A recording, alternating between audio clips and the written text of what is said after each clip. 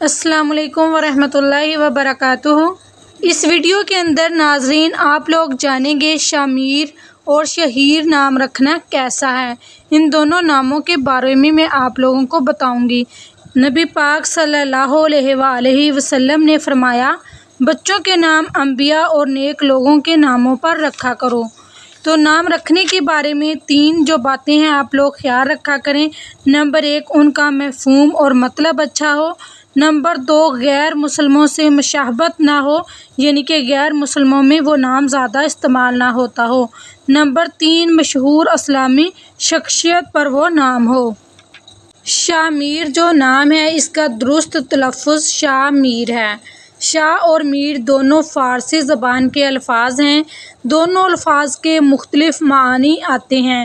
ان الفاظ کا اکثر استعمال سردار اور بادشاہ کے معنی میں ہے، اور میر کا معنی امیر بھی آتا ہے۔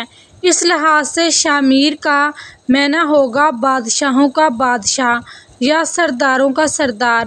یہ نام درست ہے اور اس کے ساتھ محمد لگانا بھی جائز ہے، البتہ اس میں مبالغہ پایا جاتا ہے، اور حدیث مبارکہ میں نبی کریم صلی اللہ علیہ وآلہ وسلم نے مبالغہ امیز ناموں کو ناپسند فرمایا ہے۔